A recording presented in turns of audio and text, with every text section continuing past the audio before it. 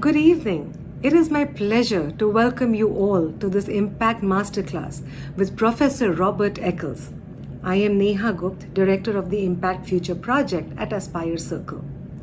As you may know, Aspire was founded in 2007 and is the largest impact collaborative in India today, with over 400 CXOs engaged to help catalyze an Indian impact economy. Last year, Aspire launched Impact Assessments and Ratings Initiative for corporates, funds, non-profits, and CSR programs. It is my privilege to play a short video introducing India's first homegrown impact rating and certification system.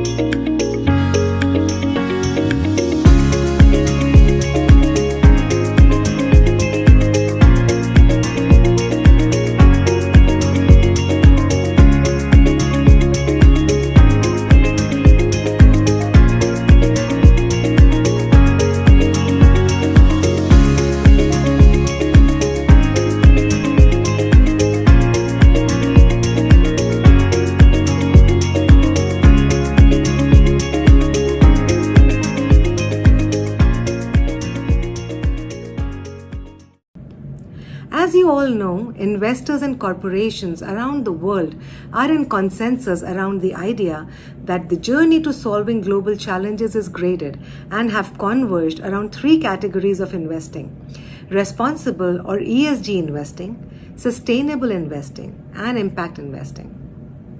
Collectively, as per GSIA, the Global Sustainable Investing Alliance, the impact continuum has attracted $59 trillion in 2020, almost half of the global professionally managed assets. The other half continues to be invested in pure wealth maximization strategies. Impact investing, from being a niche investing segment, has grown to nearly $1 trillion in 2021. Aspire Impact, with its impact assessments, is committed to ensuring impact transparency through standardized impact ratings, which subsume all ESG and sustainability ratings, and to support entrepreneurs and investors in their impact journey. Our foundation, Aspire Circle, promotes enlightened social leadership. It builds and scales 3 impact initiatives: fellowships, scholarships, and internships to catalyze India's leadership capabilities in the social impact sector. Our Impact Future project, which was launched in November 2020, is a unique thought leadership platform. It brings together over 200 business, investment, and non-profit leaders to generate investment ideas and unlock private capital for public good, enabling India to embrace impact capitalism and impact accounting. A special welcome to all our fellows, governors and elders, IFP leaders, co-chairs, knowledge partners, industry partners, and Aspire staff. In continuation with our series of Impact Masterclasses, this year we have 3 international thought leaders: We all met Sir Ronald Cohen earlier in July. Today, it is our great fortune to have Professor Robert Eccles with us. Professor Eccles is a leading authority on the integration of environmental, social, and governance, the ESG factors in resource allocation decisions by companies and investors, as well as the world's foremost academic expert on integrated reporting. So, without further ado, I invite Professor Robert Eccles to speak with us. Thank you. Thank you for calling out the weights in the background. I mean, I started weightlifting when I was 60, and I went to MIT, so I'm not a natural athlete. So I'm pretty happy that I can deadlift 410 pounds. So kind of my brief story, it's sort of a strange one, right? So when I was a kid, I read science fiction. I read a book called The Foundation Trilogy by Isaac Asimov. There was this guy, Harry Seldon, who was sort of a mathematical historian using mathematics to predict the future, which I know is an oxymoron. So I went to MIT and I got degrees in pure math and history. And both of my advisors thought I was a little crazy, but I wanted to do sort of, apply mathematics to social sciences. Got a PhD at Harvard in sociology under a gentleman named Harrison White. But in the process, I got a job for a little consulting firm in the construction industry. And that was really my first taste of business. And it was interesting. It was kind of through an accounting lens because we put in systems to measure, the costs better. And typical accounting was for manufacturing, not construction. So early on, I got interested in measurement, finished my PhD about subcontracting, and then that took me down a path of how do you think about the relationship between the boundaries between the firm and the market. Wrote a book on transfer pricing, which is basically internal pricing inside of a company. Then when I was an associate professor, wrote a book on investment banks, how they're managed, and that was my first introduction to capital markets. Got tenure, and I remember working on a new course, and I was talking to somebody at Citibank, and it was called Information Organization and Control. It was a kind of merger of macro OB and accounting and IT. And he said, well, we're trying to come up with different metrics, to kind of give us a better view into the future. So I wrote an article in the Harvard Business Review called The Performance Measurement Manifesto a year before Bob Kaplan wrote his more famous article on the balanced scorecard. But that was like my first kind of foray into non-financial measurement, and did a big research project that looked at reporting around sort of non-financial, the term was used at the time, where we surveyed sell-side analysts, buy-side, and companies. So that took me down this path around reporting. Got tenure, left to people's surprise, did a lot of work with PwC, wrote some books on reporting, came back to Harvard then as a professor of management practice, I think it was called, had kind of dropped the reporting and wrote the first book on integrated reporting. And I remember people saying to me, so if I publish an integrated report, will my stock price go up? And I thought, that's the stupidest question I've heard in my life. It's like, if I publish my financial statements, is my stock price going to go up? I don't know.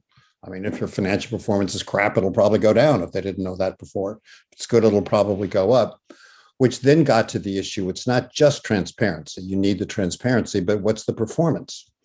And started thinking about that. And we didn't have standards like we do with accounting. I was the founding chairman of the Sustainability Accounting Standards Board, as some people may know, with Jim Rogers, how we would get these standards for measuring environmental, social, and governance. And then it's been sort of a long story since then. From the reporting angle, I kind of backward integrated into what decisions are made inside companies, what decisions are made in the investment community. So most of my work is really, as Amit said, around resource allocation. I guess the soundbite, and I'll stop here, is, as you can tell, I'm on the older side. I'm 70. I was a child of the 60s, and I had a beard then. It wasn't gray, and I had enough hair to have a ponytail. And that was the years of Vietnam. And so I was an activist. And now I think of myself as a capital market activist. So I'm looking for what are those levers that can be used to change resource allocation decisions by companies and investors to support a more sustainable society. And then that'll get us into the content of the session around ESG and sustainability and impact and transparency. And the questions were interesting. Some I have a better sense of than others in terms of being able to respond to them. But there's clearly a lot of confusion in terminology.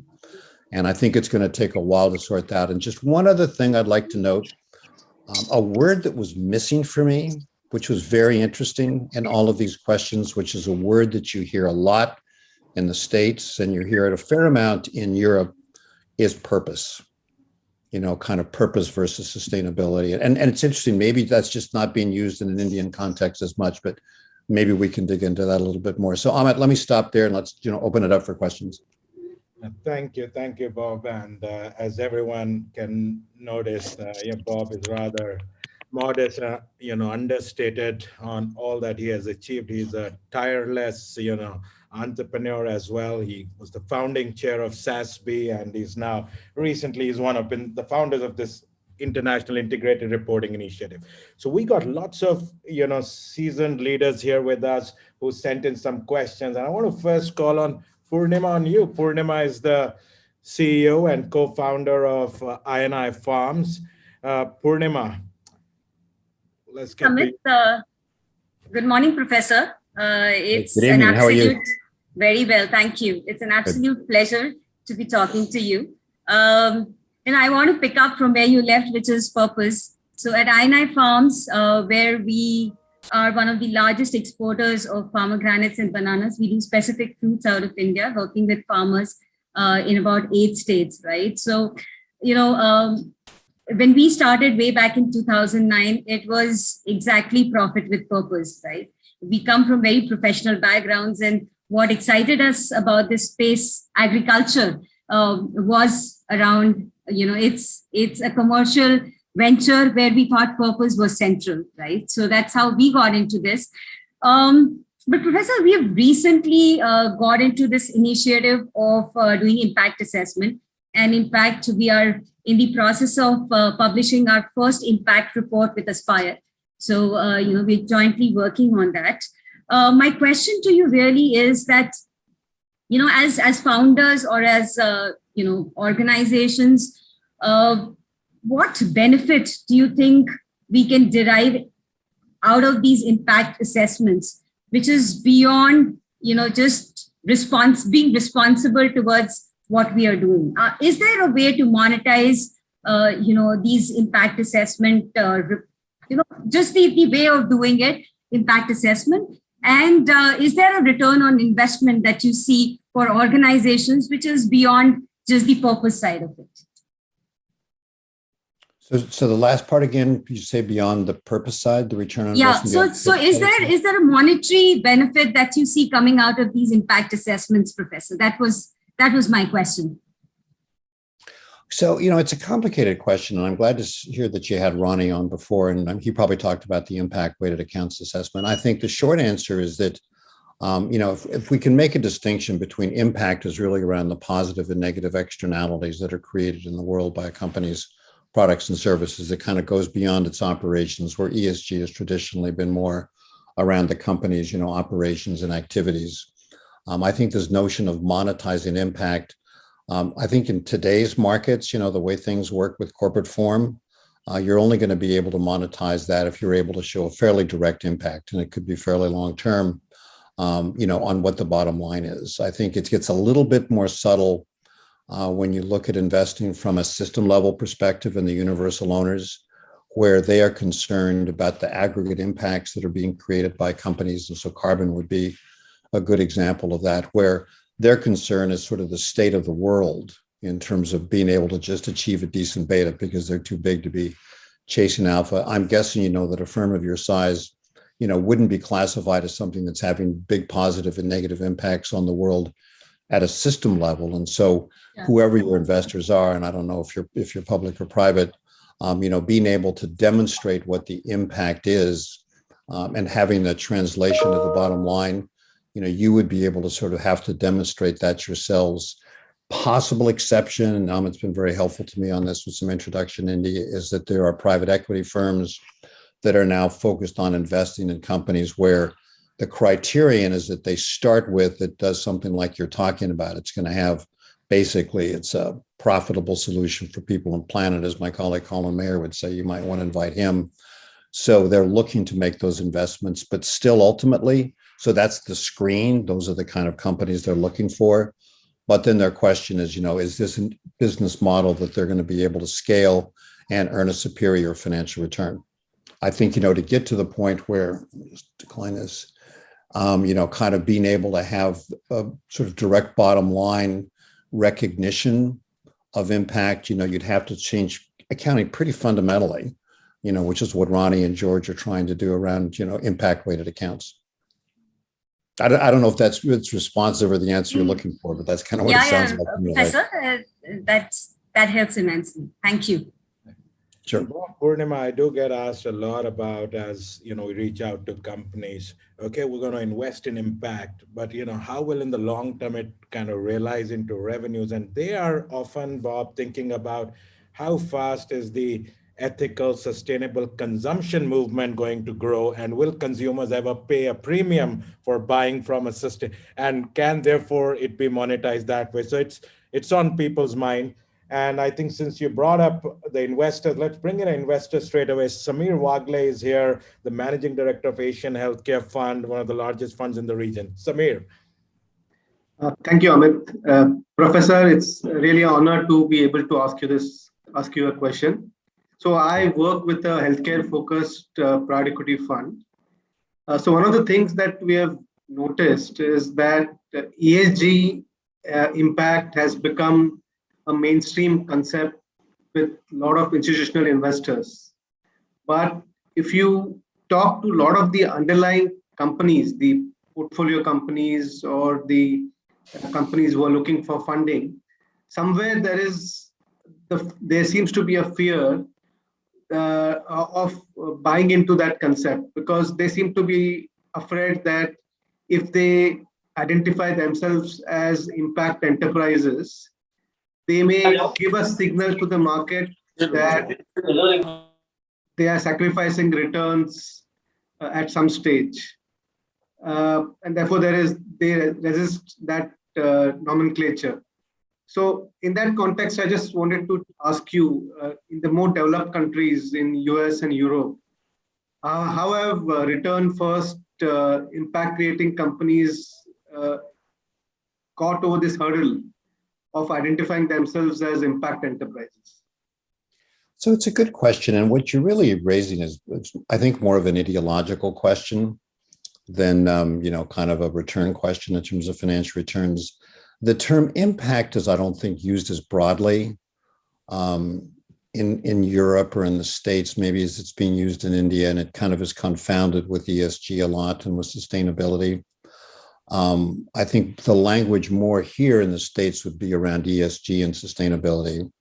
And there, what you see is a very clear trend. And I wrote about this in an HP article a couple of years ago, where there's a lot of research. I did some research, and then George Serafine, who I've mentioned before, has done a lot more to show, there's a very clear relationship between performance on the material issues. And materiality was another word I didn't see in the question sentence. So, a company that's focused on the material issues that investors would care about, kind of taking SASB as a guidance, the financial returns are better. And so for the most part, we've crossed the Rubicon on that. Nevertheless, there are still people in this country, particularly Republicans, particularly people like this nutcase named Hester Pierce, who's an SEC commissioner. You say sustainability and they hear philanthropy, right?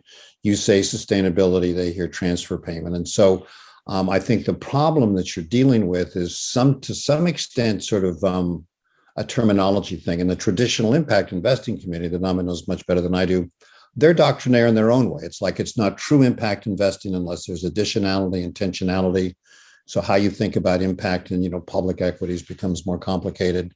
So I think it's one of those things where it's really going to depend upon the investor that you're talking to and sort of the ideological frame that they have, that it's not necessarily the case that saying you're an impact company is going to scare away investors who are looking for a return. But for some it will, because they come in.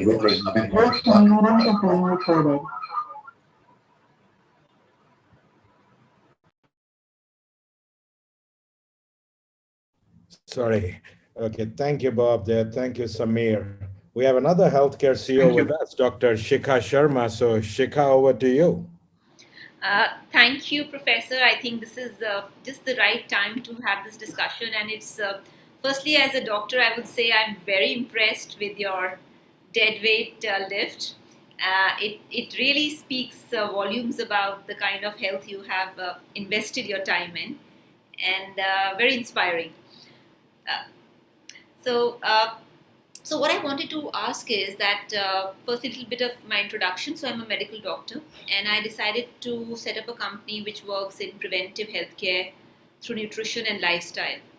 And in the pandemic, we also realized that there was a huge need for creating more professionals in the field of health coaching and health counselors. So we started an academy, and we also created a software which is built on the traditional Ayurvedic knowledge, but it is also integrated with modern nutrition. So it is basically a mix of functional nutrition and ancient nutrition, and that's the software with all its libraries. So what we wanted to do was create a lot of health professionals, health coaches, and also give them a tool so that they have efficiency in their hands. Now, the question what I have for you is that in the area of healthcare, most times I have kind of heard people not very excited to spend on healthcare. They feel that it's a waste of money, or spends on healthcare are something which the government should do as a philanthropy. And therefore, there is this underlying current of that healthcare needs to come free, or it should be heavily subsidized for it to be called as healthcare. And therefore, funding in healthcare is normally trickier to get because it is seen as philanthropy. It is seen as something where the returns may or may not come easily. So most of the healthcare funding is focused around either creating products, or it is also focused around devices. But real healthcare funding is harder to get because it's seen as philanthropy and a very tough business to be in. Now, coming from there, my question to you is that when we look at impact reports, when we look at the reports, which would it help investors to look at a company with a different view, or would it internationally be seen in a different light? Because healthcare has long tenures. I mean, the returns come in long because it's a longer business cycle. It's not a very short business cycle. So in what way can these reports actually support or help healthcare businesses which already have, say, one round of investment and they're looking to raise more funds in the future?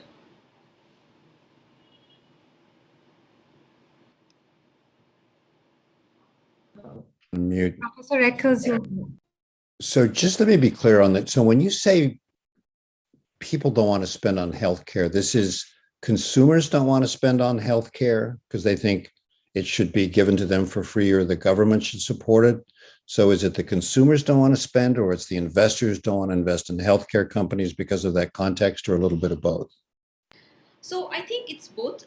The consumers look at healthcare as something which should be heavily subsidized. And even investors, when they look at healthcare, they look at the tertiary models. They look at models which are on the outskirts, like products, like pharma. They don't really want to get into real healthcare because that's where they feel a little fidgety about the regulations and other things. So therefore, it's harder for founders who are basically from the healthcare, core healthcare, to get funding. I mean, this is healthcare is really complicated, and I don't know the industry, even in the United States, and it's very industry specific. But as you're talking, I'm thinking, wow, this is so different because I have a son-in-law who is the CEO of a healthcare company that you can look up called Signify Health. It was a New Mountain Capital portfolio company, and they've invested millions and millions and millions of dollars. I don't even know what the number is. And it went public on the New York Stock Exchange in February. And I think it's got a market cap of about $4 billion. And so, they're obviously, doing quite well. And their model is not totally dissimilar from yours. I mean, they're not selling devices. They're not selling, drugs or pharmaceuticals. The basic idea is that they have doctors and nurses that go into the homes of people and they make sure that they're taking their meds and they check them out and they don't go into the hospital and get diseases and all gets complicated. The reason the model works is because it saves the providers, and particularly a lot of people on Medicare, is that it turns out to be much less expensive when you're delivering this healthcare in the home. So it's like a big transformation in what the business model is.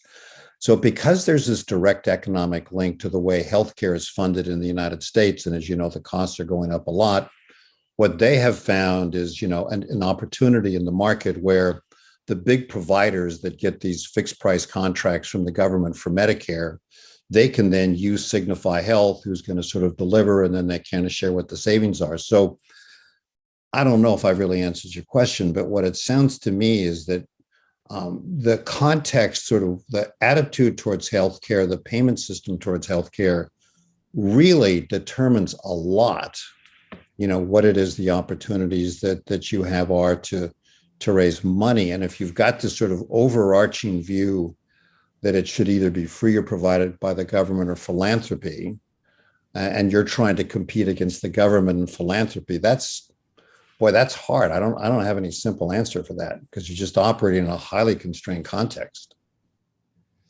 Thank you, Bob and Shikha. I know there'll be some twisters here. Let me bring on Suresh Sethi, the CEO of NSDL eGov. Suresh, you here? Yes, Amit, good evening. I'm there. How are you doing? Thanks, Suresh. Yeah. Over to Bob. Okay. So, Bob, I had a question for you. And first of all, great to see you. Thanks for sharing your knowledge.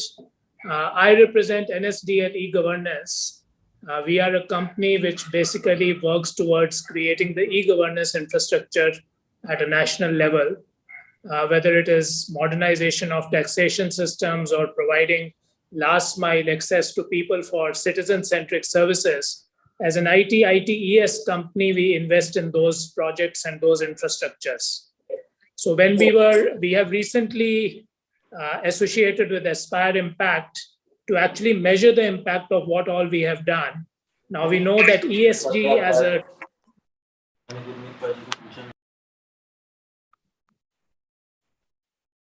Sorry, Suresh, you went on mute because I unmute to mute the others. Okay. Can you hear me now? I can. Okay, so Bob, I don't know where I lost you. So I was saying we are a company which has been invested a lot in building e-governance infrastructure for the nation. And we are now doing an impact assessment with Aspire. And we are looking at the proprietary standards which Aspire Impact has created in measuring some of the impact which we are creating out there. What we were very keen to understand, and we've been discussing at length with Amit, is to say that today there are numerous ways in which impact frameworks and regulations and ratings are coming through. Do you see at some point of time, all of this converging? Because with multiple agencies providing their own ways of measuring impact, how do you reach a standardized manner in which we can compare apples to apples, different ratings which are out there? I think that becomes a very critical element. We would like to hear your views on this. I mean, it's a fundamental question you're asking. And before I sort of get to the specific, let me make a distinction that I think is important that I mentioned before between ESG and impact, or between the language that's being used in the US, single materiality versus double materiality. And again, as I mentioned, I didn't see the term materiality, but as you know, what you have going on now is that the IFRS Foundation is setting up something they call the International Sustainability Standards Board. They'll announce that at COP. You have the EU taxonomy, and within that, there's something called the Corporate Sustainability Reporting Directive, and then the SEC is looking to do some rulemaking that's more narrowly focused on carbon. The big debate that's happening, you could read all the comment letters that went into the IFRS Foundation, is this single versus double materiality. So what does that mean in English? Single materiality is kind of what SASB does. So it's those issues that matter to investors, maybe over the longer term, but where doing well or doing poorly on those issues is going to affect financial performance. Double materiality gets more into the realm of impact, and it's more the way the Global Reporting Initiative would define materiality, which is kind of impact in the sense of, are you making the world a better or worse place in simple terms? So the EU will say, and biodiversity and ecosystem services are examples they often use. They're saying, we don't care if how well a company is managing these things is affecting the financial performance to investors. We care if the company is making this world a better or worse place. So we're going to include double materiality issues in what our standards are going to be that they're going to issue through legislation next April. The International Sustainability Standards Board is going more down the line of we're focusing on those things that matter to investors. So those would be more kind of ESG, not impact. And measuring impact is very complicated because it really requires putting the kind of outputs in context. It depends on the local conditions. So I think that there is some reasonable chance that over the next couple of years, there will be not complete clarity, but on the single materiality, on the ESG domain, that there will start to become some standardization on a relatively small number of issues like carbon, where the SEC, the International Sustainable Standards Board, and the EU taxonomy and the CSRD will sort of at least agreement on those common issues. On the impact side, and actually this is a conversation I had with Ronnie as part of this project I'm doing on private equity, I think that's further down the road. I think getting your arms around impact is much harder. The SEC isn't looking at impact in that sense. The ISSB isn't looking at impact. The EU is. And so step by step, I think, the best we can hope for is not in the impact realm, but more in the ESG realm, get to some set of standards. And I see impact as something farther away. And from, the conversation I had with Ronnie, I know there's a lot of private equity firms that are developing their own proprietary methodologies for how they're measuring impact. And that's part of what they're pitching to the LPs where they're trying to raise money. And Ronnie's view is that eventually you're going to end up to a convergence on that, just like you're trying to get to a convergence on ESG. But I think that's further down the road. Thank you, Suresh and Bob, on that. Thank you. Yeah, this is the impact standards are a few years down the road. So Nirav, you run an impact fund. Let's have you ask your question. Professor Eccles, great to see you again. Thank you very much for your time today. My question actually is a follow-on to what Suresh asked.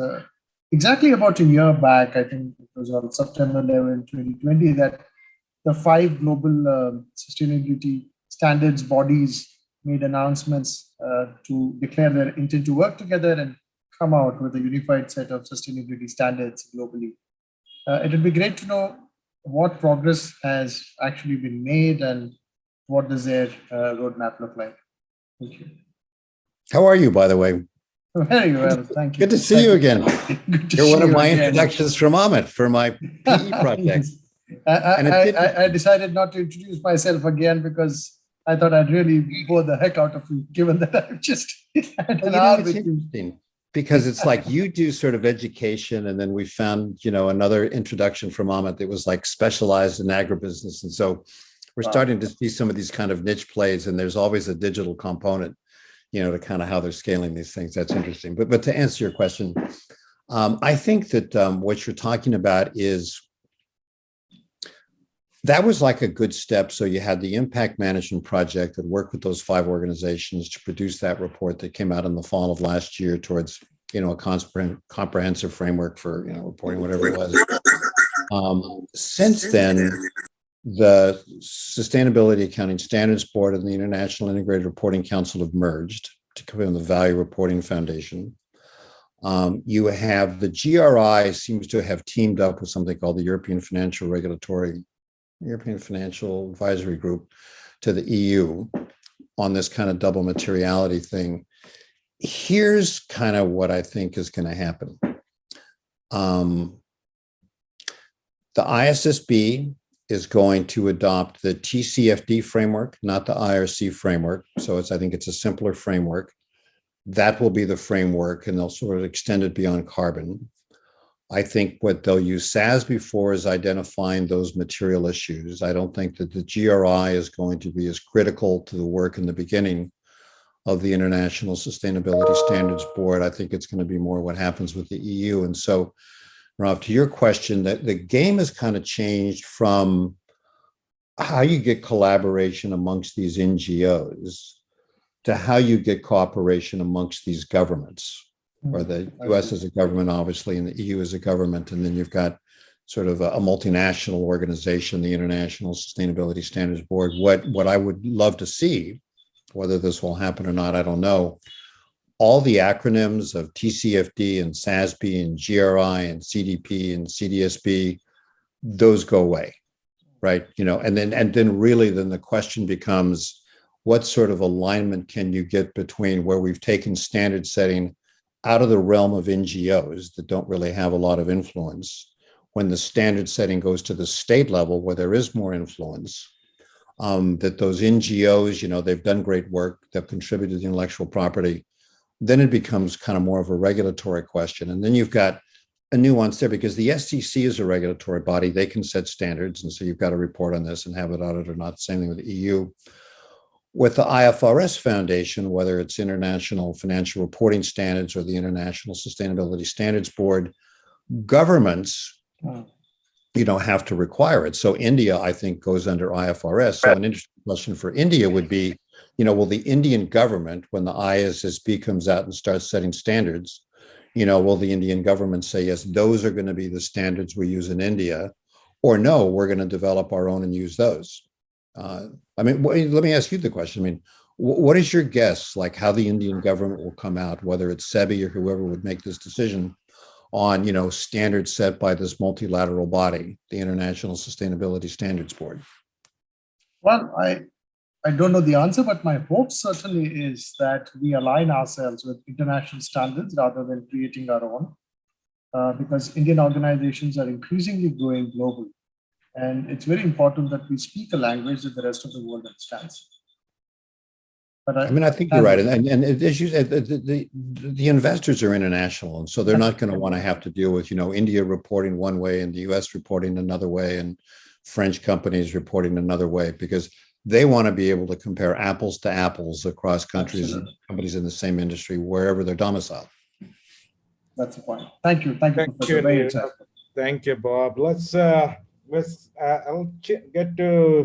change the tone a little, and let me bring in Ravikant here. And Bob, Mr. Ravikant ran one of the largest companies in the country, Tata Motors, and is now obviously in my world on the impact side. So Raviji, over to you.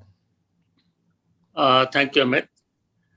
Professor, what would be the difference in challenges in orienting leadership of traditional brick and mortar company towards ESG compared to a new company in the startup company in, say, healthcare or education area? So the question is sort of more traditional industries and companies that have been in those industries for a long time. Yeah. So it's a good question. I think it comes down to a couple things. First of all is it's this question of purpose. And I think every company, listed or unlisted, the board of directors should publish a statement of purpose that kind of addresses why that company exists. In a motor company, perfectly legitimate reasons, producing positive and negative externalities. And I think that question needs to be addressed as well. And this is sort of the little article I wrote that Amma can get to about the difference between purpose and sustainability. Purpose is that you are, providing profitable solutions to people and planet. Then the question is the business model going to have to change dramatically? So can an automobile company continue to be an automobile company that makes and sells automobiles? Or does it transform itself into a company that, makes a few automobiles and there's some kind of a leasing strategy or something, things that I don't know. And then they'd have to convince the investors of that. I think a question underlying that, and I don't know how this would work in India, but in the United States, the corporate form is the so-called C Corp. And where the ideology is that you have to put shareholders first, it's a little bit more nuanced. There was some reference to benefit corps in the introductory video.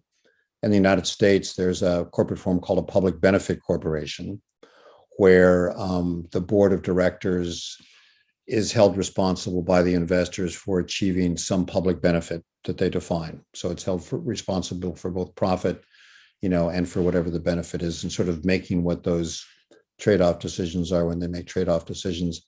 I don't know if you've got, legislation like that in India under company law, where you can have what we would call a public benefit corporation. But if you think about a motor company, one could say, all right, look at the positive and negative externalities. Are we going to have to transform our business model, not just beyond, we're producing, cars that use gasoline, but, do we have quite a different business model? I mean, a quick example, this may shock people, that Philip Morris International is a client of mine. They're a tobacco company, and they're going through this dramatic transformation to get out of the cigarette business into something called reduced risk products that I won't get into, to beyond nicotine. And so there you've got probably one of the most fundamental transformations. Oil and gas companies are facing the same challenge. I think automobile companies, not maybe as much as those others, but it comes down to, is this basic business model going to be viable from a profit point of view and from a society point of view over the long term? And if not, what do you do to change it? And to change it, do you need to change what the underlying corporate form is? And even if you don't change the underlying corporate form, what I've found, and again, I don't know if this is true in India, but people who seem to understand these challenges the least are the board of directors of companies. I mean, the CEOs tend to get it. CFOs and the general counsel tend to be a little bit more conservative and a little bit more problematic in my view. But boards of directors, particularly in the US, they're just not nearly as in touch with these issues as much as they need to be. Thank you, Bob. And, I have three other CEOs in it, but I want to just draw everyone's attention to this, one very interesting article that, Bob wrote, where he challenged a fellow academic, Shivram Rajgopal. And Bob, I want to bring up this ExxonMobil example that you recently wrote about, where, Bob explored, if companies like ExxonMobil were taxed $100, for every ton of carbon they generate, would it change their errant behavior? Bob, not everyone may have read it. What did you find out? I mean, it was interesting, right? Because I was involved in the engine number one campaign against ExxonMobil, and I was very pleased at the outcome, and I wrote some pieces on that. So, with my buddy Shiva, who's a professor at Columbia and a real accounting professor, we did the exercise that Amit talked about. And then we posted it on LinkedIn, and we got a lot of feedback. And the short answer, I mean, I'd been thinking that $100 per ton, carbon tax is like a silver bullet. And the answer to that is it's not. That there's a good chance that a lot of what that tax is, ExxonMobil would be, and this is where we're really talking about scope 3, they would be able to pass that along, right, to their consumers. And actually then the impact, if you said it all went into gasoline, which it doesn't, but make that assumption, the price per tank that it would increase, gasoline that consumers in the United States pay for, it would still be below what European consumers pay for, for their gasoline. And it kind of goes back to something very early on you said, Amit, is like, who's ultimately going to bear the burden for this and be willing to pay for the greener products or for the transition, the consumers? And so far, the studies that I've seen is that people want to be green, but the millennials are a little bit different, but they're not willing to pay more for green. And so with ExxonMobil, you could slap $100 per ton carbon tax on them, and that's not going to be enough to really get their attention to change their business model. And we're continuing to do research in this domain. It's quite interesting. The other thing we're researching with a guy in China is the extent to which exclusion impacts stock prices. And the answer is it doesn't look like it does very much. So all these campaigns to divest, and we're going to get to net zero by divesting oil and gas, or people divest tobacco. I mean, that doesn't solve the problem. What you need is investors. I mean, impact investing is great, and Article 8 and Article 9 funds in Europe is great, all that.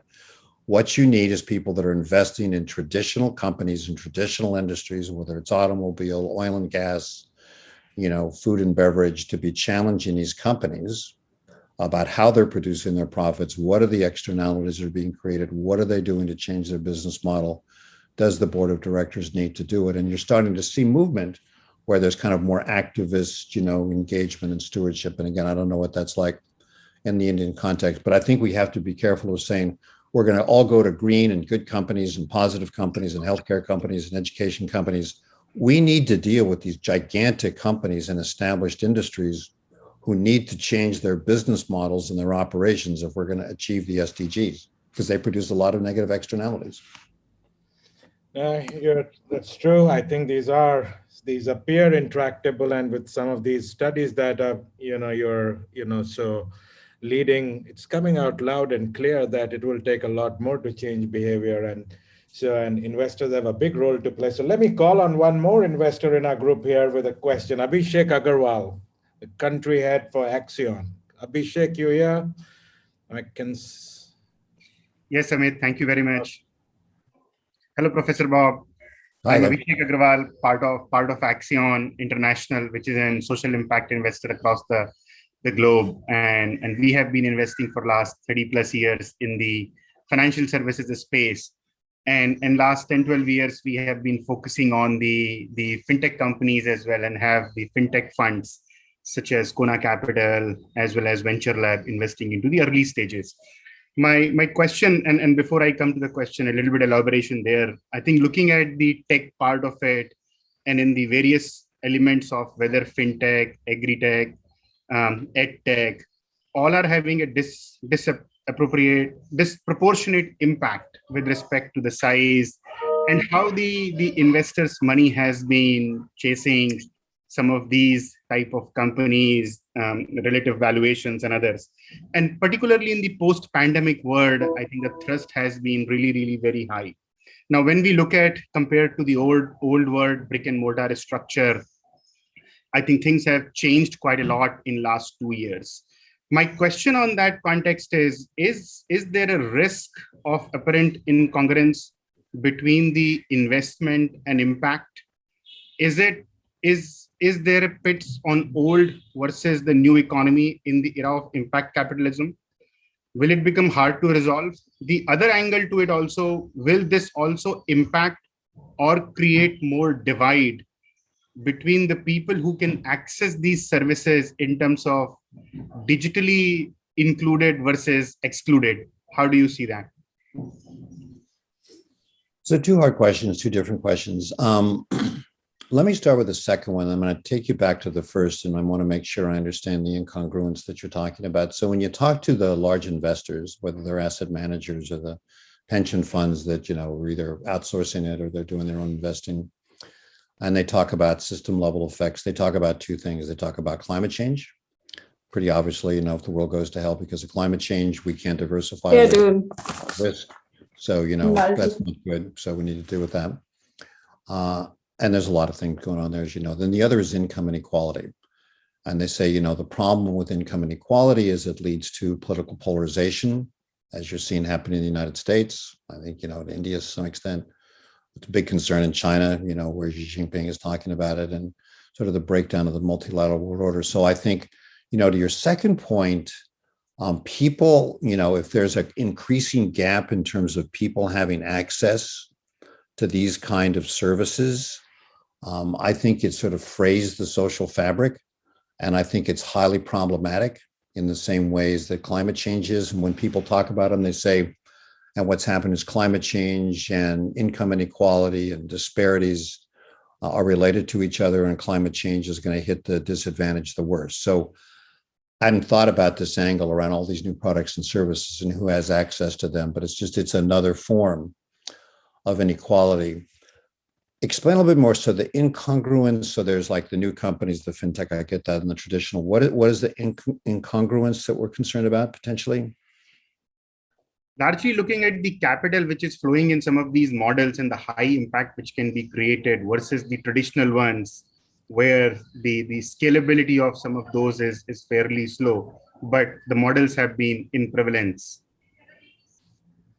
So I think what you're going to see there, I'm not a professional investor and you are, the opportunities in the sort of impact space, the way you're talking about these new business models, when you look at the total amount of capital in the world, I don't think they require that much, to be honest. I mean, I think there's 84, 85 trillion, in kind of global market cap in terms of equities. And so I think the issue with these, and I'm seeing this, talking to people in VC and private equity, is that there's now so much money that's chasing those kind of, new startups that you're talking about, that it's driving those prices up. These other more established businesses, it gets back to what we were talking about more with business transformation. you can't put all of your money in fintech startups. So it's going to have to go into these others. And what you see is this linkage now being made between, much more strongly than it was historically, the investment decisions and the engagement. So kind of ESG and impact are the other side of the coin of kind of the financial returns. So it's like, okay, you've got to invest some of your money in these older, more established industries. Maybe they have business models that don't scale, or maybe they need to be changing their business models so that they do scale. And if they do scale, then there's a big financial upside, but that's only going to come from the pressure from the investors and the pressure on the board, and the board recognizing this. And I said the boards are problematic. I think it's very hard for established companies to sit back and say, maybe we need to sort of fundamentally rethink, what our business model is, how we've been doing this. People talk about digital, and how real that is kind of depends or not. So I think there's a big issue out there in terms of this transformation that needs to take place in these established industries. I think that's the question, but if I didn't get it right, please correct me. No, thank you very much, Bob. This has been very full. And just to add one more there, do you see the need of these traditional companies to go more digital transformation or just the change management from their business practices? Any views on that? Kind of digital is a little bit above my pay grade. From my friends that are expert in this, I think probably every company, no matter what industry is, it needs to sort of have a much deeper sort of, digital aspect. And then I think, there's this question of, what, so if you kind of back it up and you say, so it's solutions for people. Robert. Is there a problem here? No. So just to try and fix that, there's like some feedback or something. So like a car company, what are the solutions to help people get from one place to the other? Maybe there's different ways to do that than selling them a car, right? So it's going to be a leasing model or whatever it is. And I think the whole circular economy, I think, comes into this. So I think digital is an aspect of business model transformation. I think circular economy is an aspect of business model transformation. And so, these are questions that are more fundamental questions than just kind of changing a strategy and kind of keeping the established product or service you have defined as is. Thank you, Bob, and thank you, Abhishek. And I know we have people, Bob, you'll be surprised all the way from Bob. Vietnam to Costa Rica, and someone's trying to have fun. And I'll request our friend to just give us 3 more minutes, and then we're going to wind this up. So perhaps the last question to a head of sustainability, and we have one here, Anurag Pratap, who's head of sustainability for Capgemini. Mobile.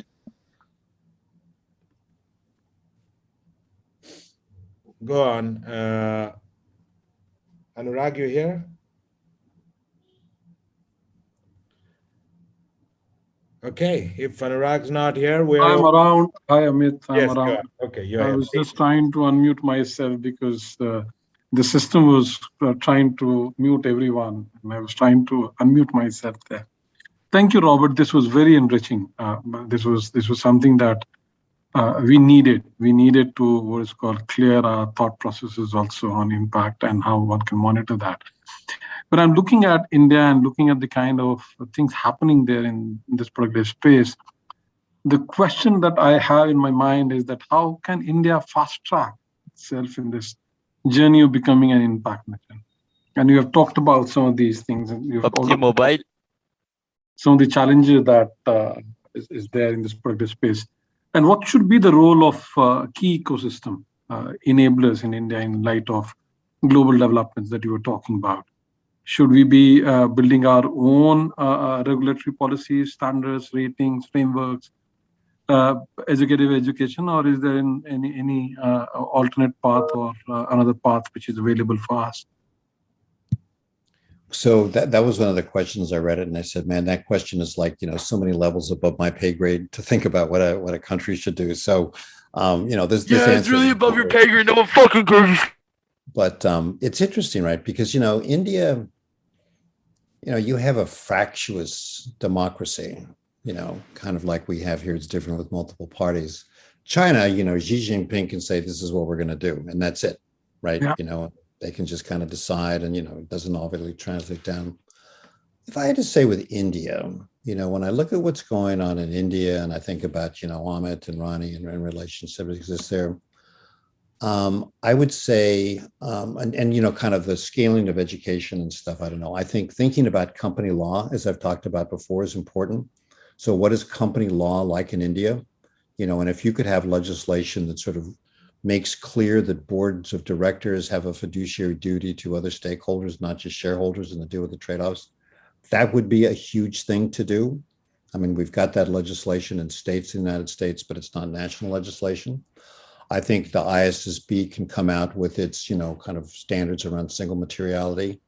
The EU has developed a taxonomy. There's good and bad about it. I think if India were to think about, since the term impact is used a lot in India, if India could develop a technology that would be, or a taxonomy that would kind of define the so-called Article 8 or Article 9, if you're familiar with that, but then get into some of these other issues that we've been talking about on this webinar, where there are kind of classifications for impact that has to do with transition, and business model transformation. I think that would be a great thing to do. India is very vibrant in terms of entrepreneurs. That's one of the things I've learned from the people that Amit introduced me to, that's where the best and brightest want to go. And so you've got a lot of these companies being started. It sort of leaves the question of then who wants to go to work for the big established companies, if all of your best and brightest, want to become entrepreneurs. And so how do you deal with that? And I think sort of director education in some fashion and making sure that boards of directors, are aware of that. And if you say, what would it really take for India to be like sort of the lead in impact? You probably pick a couple of things that are almost national policy. And carbon is the obvious one, in Paris you've signed on to. But I think if you picked and you said, look, one of the things India needs to do, there's still a very large rural population and huge income disparities, that, what India needs to do as a country is sort of deal with this equality issue and, bringing people out of poverty and making sure they have access to these goods and services. And then that's a goal for India. Here's what the government can do in terms of support, but here's what, the expectations are and the opportunities that are created for the investment community. That would be a huge deal, because you can see how the investment community is trying to get their arms around and rally around net zero commitments. Everybody's talking about income inequality and gender inequality and so forth. Nobody really has got a good handle on it. And I think because of the obvious reasons, just the nature of the Indian population, gigantic country, and a very strong, kind of tradition around impact investing and all these eager entrepreneurs, if you could kind of make solving the income inequality problem in India a priority and be a role model for the rest of the world, because Europe's not looking at that, right? Europe is like, carbon focused. That would be, I think, great for India, and I think it would be great for the world. Thank you so much, Bob, and thank you everyone for being here. We're coming up the hour, and I do want to agree here with Bob that, look, India will pick up the few things, and one thing I know India will pick up is you will see more large companies here, growing, methodically, programmatically, their chief sustainability officers into chief impact officers, and actually moving into an era of impact accounting ahead of the others, and I think I see that when I talk to people around the urge to kind of leapfrog even the ESG movement and go straight to, impact. So that's why, Bob, you're hearing the word impact a lot more than the word ESG here. But listen, thank you so much. We know your time is very valuable. I do want everyone to know Bob's a big supporter of India, and he's been talking to funds here, companies here, and we'll be able to reach out to him as we kind of push the impact movement in India further. Bob, thank you so much for your time. Thanks for the opportunity. Great questions, everybody. Best of luck. Keep in touch. Thank you. Thanks, Amit. Cheers, everybody. Take care. Thank you all on behalf of Thank you all for Aspire coming, and today. thank you very much. Thanks a lot. Thank you. Bye-bye. We do have Hey, a video that we would love to play for you. It's less than 2 minutes before you leave. And thank you for joining today on behalf of Aspire. Namaste. The Impact Future project is here. We are bringing together 300 leaders in 10 impact communities to rethink how corporations can catalyze the impact movement in India. To promote enlightened social leadership and to inject an invisible heart to guide the invisible hand of the markets. To identify transformative ideas that will accelerate India's journey to becoming an impact nation. Capitalism is getting reimagined. I think when we spoke in the past about capitalism, we spoke about only shareholders value added or shareholder as a stakeholder. Stakeholder definition has enlarged. Commercial capital and social impact both can go very well together. Persons with disabilities remain one of the most excluded, vulnerable and marginalized communities in our country. The World Bank says that girls' education is one of the best investments that a country can make. It helps to directly improve 9 of the 17 Sustainable Development Goals. The foundation level literacy that we provide to our children is abysmal. That public investments in healthcare has been phenomenal so far, but we've seen very little productivity yet. We have achieved this journey and surely helped in uplifting a huge segment of the Indian populace. There are a few things that are happening and they're almost seismic in nature. This just might be one of those India first phenomena. Yes, things are bad and they can get better. The time to act is now. Take up the pledge that you will, over a period of time, become zero carbon and carbon neutral. Impact Future project in India is now contributing so much to advancing impact.